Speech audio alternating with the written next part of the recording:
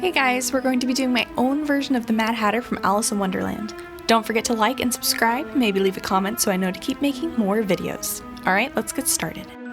I'm starting by using pink eyeshadow and a firm brush to sketch out my design. You can also use an eyeliner pencil or any color eyeshadow.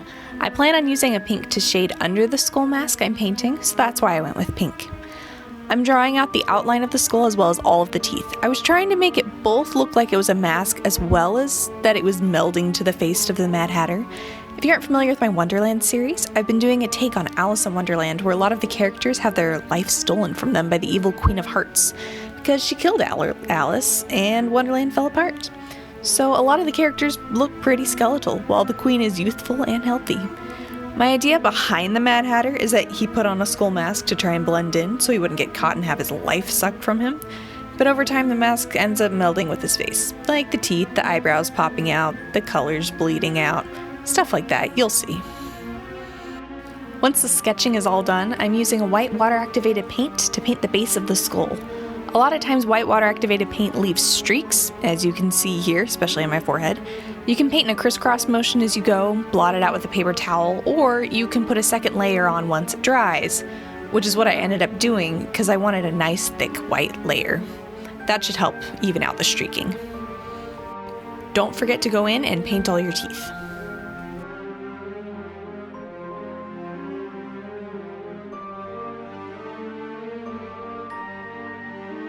Then I'm doing a lot of shading under the mask with the pink shadow that I outlined with, just anywhere that I would leave a shadow if a mask were sitting on my face.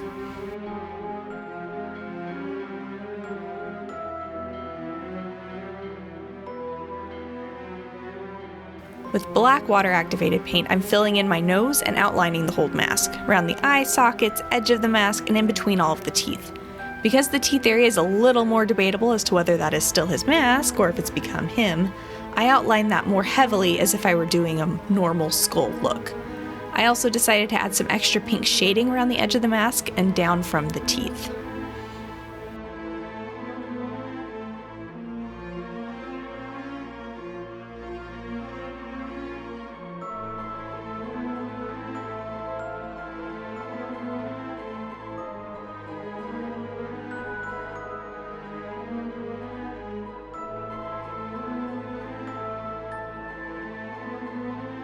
Then I'm going back in with a dark gray black shadow to add some depth everywhere that I had shaded pink.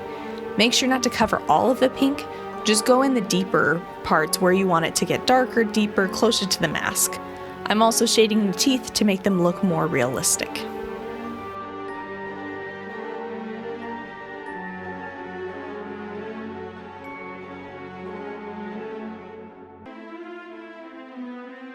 I'm adding white paint under my eyes for theatrical effect. It makes them seem bigger. Then I'm adding colorful shadow around my eyes. Green above one, blue under one, pink under one, orange above the other. No rhyme or reason for why I did it this way, I just liked the colors and picked a placement. Paint your eyelashes white with white water activated paint so they'll pop. Now we will transition from body painting to special effects. I thought the Mad Hatter just needed the coolest, craziest eyebrows, and I had some leftover Yeti fur from when I decided to recreate the Glam and Gore Yeti costume and makeup last year, so that's what I decided to use. Make sure to cover your eyebrows with Vaseline so that you don't lose any hairs. Then you'll need either Pros-Aide or Spirit Gum to apply to your eyebrows. I chose Pros-Aide simply because I was out of Spirit Gum. Both work. I recommend using a palette knife to help apply it or else you're going to have a very sticky time with your fingers. Working from the outside in, place your Pros-Aide down in a small area and then your eyebrow fur. The hair ends will go straight onto your skin as opposed to laying it flat. That's how you'll get the most realistic look, and you want to go in small areas at a time so that it layers best. You'll know when it's time to place down your hair when either the Spirit Gum is tacky, not wet, or your Pros-Aide has gone mostly clear but not dry. I didn't always wait for that though because I was in a rush and I knew I wouldn't be wearing it for longer than this video, so do as I say, not as I do, and I will make sure to do it right for next time. Sorry. Oh, and the reason you work from the outside in is so that you can layer it. You work in the opposite direction of the hair growth so that it ends up looking like natural hair growth when you're done. Same works for beards, sideburns, mustaches, etc., etc.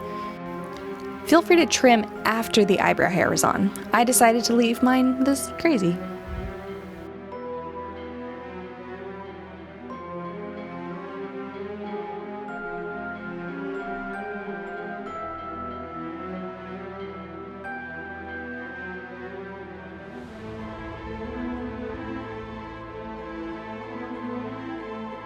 Last minute decision to add the same colors I used on my eyes around my face and down my neck some.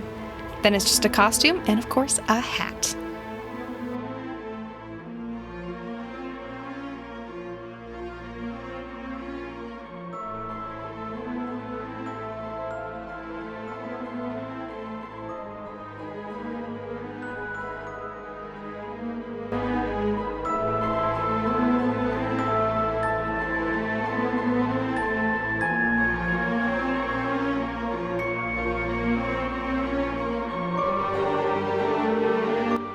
These eyebrows are nuts, and honestly, so much fun.